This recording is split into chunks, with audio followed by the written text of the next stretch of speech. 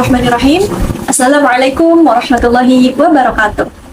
Alhamdulillahilladzi ja'alal qalama lil kitabah wal kitabah lil qiraah wal qiraah lil ma'rifah wal ma'rifah lil ibadah wal ibadah lillahi ta'ala. Rabbi shrah li sadri wa yassir li amri wahlul 'uqdatam min lisani yafqahu qawli. Amma ba'd. Pada kesempatan kali ini, kami akan menampilkan sebuah video pembelajaran yang membahas salah satu keterampilan dasar mengajar yang sangat penting bagi calon guru.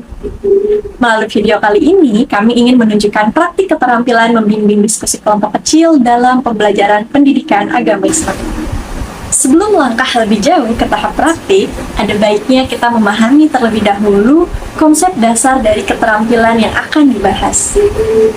Pemahaman ini penting agar kita tidak hanya melihat praktiknya saja, tetapi juga mengetahui landasan dan tujuannya dalam proses pembelajaran.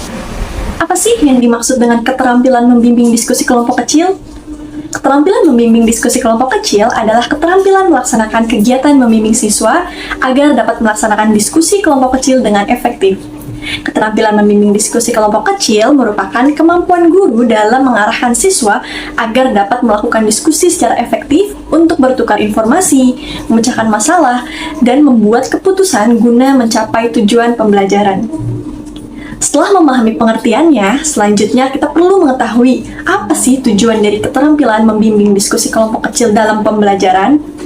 Tujuan keterampilan membimbing diskusi kecil adalah untuk melatih calon guru agar mampu mengelola, memfasilitasi proses pembelajaran yang interaktif, partisipatif, serta berpusat pada siswa.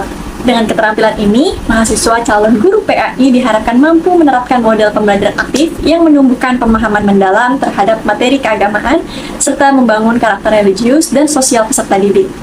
Melalui keterampilan ini juga, calon guru diharapkan dapat membimbing peserta didik untuk berpikir kritis, berargumentasi secara santun, dan memahami nilai-nilai ajaran Islam melalui interaksi kelompok yang konstruktif.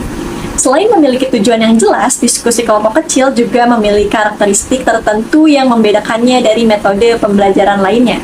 Berikut ini adalah beberapa karakteristik diskusi kelompok kecil dalam pembelajaran pendidikan agama Islam.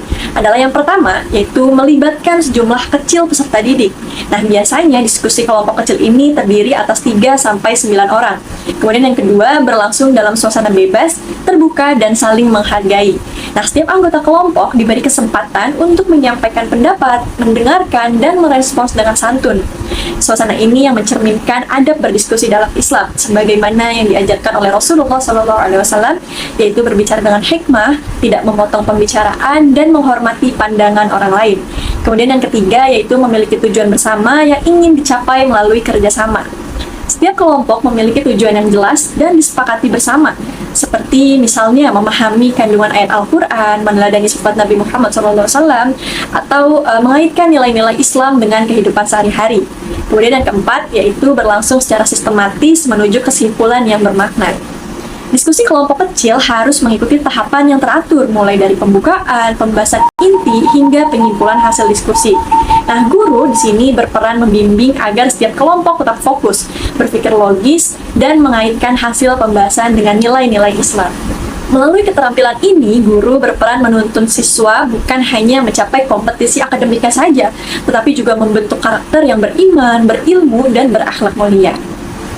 Setelah memahami pengertian, tujuan, dan karakteristik diskusi kelompok kecil, selanjutnya kita akan melihat bagaimana keterampilan ini diterapkan secara langsung dalam pembelajaran. Berikut ini adalah video tayangan praktik keterampilan membimbing diskusi kelompok kecil pada mata pelajaran Pendidikan Agama Islam kelas 10 SMA dengan materi kesuksesan melalui kompetisi dalam kebaikan dan etos kerja. Kegiatan diskusi dibimbing oleh satu guru dengan 2 kelompok siswa. Komponen yang pertama adalah merumuskan tujuan diskusi. Guru perlu menyampaikan tujuan agar siswa memahami arah diskusi dan hasil yang ingin dicapai. Oke, Assalamualaikum warahmatullahi wabarakatuh. Waalaikumsalam warahmatullahi wabarakatuh. Selamat pagi semuanya. Pagi. Gimana kabarnya pagi hari ini? Alhamdulillah. Alhamdulillah sehat ya? Oke, sebelum kita mulai kelas hari ini, Ibu absen dulu ya. Ya Bu. Oke, jadi pembelajaran kali ini kita akan bahas mengenai kesuksesan melalui kompetisi dalam kebaikan dan etos kerja. Nah, apa yang kita bahas di sini? Kita akan membahas bagaimana seseorang itu meraih kesuksesan melalui etos kerja Islami, ya. Nah, tapi metode pembelajaran kali ini kita bersifat diskusi. Jadi nanti Ibu akan membagi kalian ke beberapa kelompok, oke? Oke, Bu. Usah begitu. Ya, itu buat kalian urusan ya. Oke, dan Ibu harap dari pembelajaran ini kalian bisa memahami bagaimana kompetisi dalam kebaikan, lalu bagaimana hubungannya etos kerja dalam kesuksesan, dan Ibu harap kalian bisa menerapkannya dalam kehidupan sehari-hari.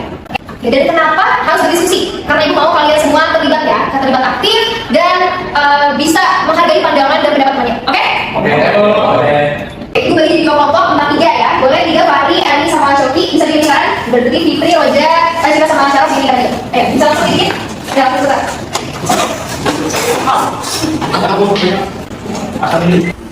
Komponen kedua adalah merumuskan dan mengajukan pertanyaan yang dapat memancing siswa berpikir kritis dan saling bertukar pendapat. Oke, kalian sekarang sudah dibagi menjadi 2 kelompok. Sekarang siapkan pensil dan pulpen udah. Ada 3 pertanyaan yang perlu kalian diskusikan dalam kelompok. Ya, bukan di satu ya, kelompok ya. Siap, Bu. Oke, yang pertama, bagaimana kompetisi dalam kebaikan itu? Menurut kalian bagaimana? Apakah kompetisi itu selalu dipandang dengan hal yang negatif atau tidak? Ya. Terus pertanyaan kedua, bagaimana hubungan etos kerja dengan kesuksesan seseorang? Etos kerja Islami ya. Dan yang ketiga, bagaimana kompetisi dalam kebaikan ini bisa diterapkan di sekolah, di lingkungan sekolah? Oke? Sudah? Kalau sudah, silakan berdiskusi. Kan kita kan bisa tuh mencari etos kerja ya. Kalau setahu aku sih etos kerja tuh berhubungan sama gimana sih kualitas kita bekerja gitu teman-teman kita. Jadi mau bahas apa? Menurut aku ya etos kerja itu dalam Islam itu sesuatu namanya sesuai gitu karena untuk mencapai kesuksesan, karena kalau misalnya kita bekerja keras. Komponen ketiga adalah memberi kesempatan berpartisipasi agar setiap siswa memiliki ruang untuk menyampaikan pendapat. Oke guys, kalau menurut tentang etos kerja ini nih maka jelas. Oke, dari yang boleh Shoki dong, dominasi nih. Boleh nih, teman-teman yang lain, kasih pandangan yang lain. Coba Fahri, boleh? Nah. Oke, kalau menurut saya seperti itu seperti berlomba-lomba dalam kebaikan, meraih prestasi tanpa harus menjatuhkan orang lain. Oke, bagus. Yang lain boleh kenalin? Saya setuju sih Bu apa yang dijelaskan oleh Fahri, tapi menurut saya etos kerja juga penting gitu supaya kita tuh tidak gampang menyerah. Oke, benar banget. Komponen keempat adalah mendorong interaksi antara anggota kelompok dan antar kelompok, bukan hanya komunikasi satu arah antara guru dan siswa saja. Ibu mau nanya kita kelompok ini. Apa aja sih nilai yang ada dalam kerja Islami? Kalian disiplin nggak sih? Iya, tanggung jawab juga bisa deh. Tanggung jawab bisa. Nah, jadi menurut kelompok kami itu poin-poinnya itu ada disiplin, bertanggung jawab dan juga kejujuran. Benar, Mas. Berarti kalian udah paham ya apa aja yang ada dalam kerja Islami? Komponen kelima adalah menjaga proses dan alur diskusi agar tetap fokus, tertib, dan tidak didominasi oleh satu siswa. Dalam diskusi kelompok kecil, seringkali siswa membawa pembahasan ke topik yang terlalu luas atau tidak sesuai dengan tujuan diskusi. Oleh karena itu, guru perlu meluruskan fokus diskusi tanpa mematikan partisipasi siswa. Nah, jadi menurut aku nih faktor media sosial juga bisa menentukan kesuksesan. Kok bisa? Iya. Kalau kita zaman sekarang viral, jadi kita bisa sukses tanpa harus berpendidikan tinggi. Oh iya iya, itu juga menurut aku Fahri. Iya. Menarik sih. Kalian ini menarik ya sebenarnya. Tapi kayaknya udah keluar dari alur fokus kita nih. Kan fokus kita di bahasanya etos kerja itu mempengaruhi kesuksesan, kan? Iya Bu. Ya Bu. Ya jadi bisa juga kita berarti harus menerapkan etos kerja dalam media sosial juga Bu. Itu benar. Kita ada masuk lagi ya. Oh, jadi kita di etos kerja ya Bu ya? Iya. Iya. Jadi kita dalam media sosial juga harus mungkin menerapkan etos kerja yang tinggi. Betul kata Mas. Kompetisi yang sehat ya. Betul. Berlomba menuju prestasi yang lebih baik. Betul. Keren ya. Paham Bu, terima kasih banyak Ibu. Oke, waktu diskusi kelompoknya udah habis ya, anak-anak ya. Oke, sekarang kita masuk ke dalam sesi presentasi. Jadi masing-masing kelompok langsung presentasikan masuk diskusinya ya. Ya, Kita Bu. mulai dari kelompok berapa nih? Siapa yang bisa?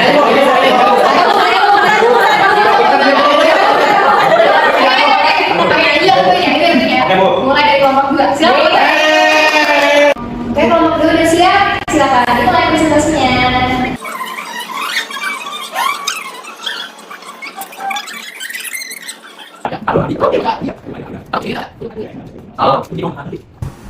Komponen yang keenam adalah mengklarifikasi dan merangkum hasil diskusi agar siswa memahami poin-poin utamanya. Oke, terima kasih anak ibu atas presentasinya, tadi keren banget, udah bagus. Tadi juga penjelasan kalian sudah menyeluruh ya, berarti kalian sudah memahami materi kita hari ini. Oke, ibu izin menarik ringkasan kesimpulan hari ini. Ada 3 poin penting yang bisa kalian catat. Yang pertama, bagaimana kompetisi itu bisa diadakan secara sehat, ya tanpa menjadi orang lain, tanpa masuk dari belakang, seperti itu. Lalu yang kedua, bagaimana akhirnya terdapat etos Ya, dari nilai apa tadi disebutkan kelompok tanggung jawab, disiplin, lalu ada pantang menyerah ya di dalamnya. Nah, lalu yang ketiga apa? Bagaimana ternyata kita itu fokusnya jangan hanya bagaimana cara sukses, tapi kita harus memperhatikan apanya? Proses yang baik di dalamnya. Oke, itu sih inti kesimpulan dari materi hari ini. Ada yang mau ditanggapi dulu dari anak ibu? Bisa dipahami ya? Dan komponen yang terakhir yaitu menutup diskusi dengan efektif melalui refleksi dan tindak lanjut. Oke, jadi sebagai penutup, ibu mau anak-anak semuanya merenungkan ya, bagaimana etos kerja kalian dan kesehariannya, mungkin bisa diperbaiki dari segi belajarnya, disiplin itu kan termasuk etos kerja ya. Oke, mungkin cukup sekian diskusi pembelajaran kita hari ini ya, anak-anak ibu. Ibu tutup, terima kasih atas partisipasi dan aktifan kalian hari ini. Terima kasih. Wassalamualaikum warahmatullahi wabarakatuh. Waalaikumsalam warahmatullahi wabarakatuh. Terima kasih, Bu. Melalui praktik ini dapat kita lihat bahwa keterampilan membimbing diskusi kelompok kecil memiliki peran penting dalam menciptakan pembelajaran yang aktif, partisipatif, dan bermakna. Demikian video pembelajaran tentang praktik keterampilan membimbing diskusi kelompok kecil pada pembelajaran Pendidikan Agama Islam kelas 10 SMA.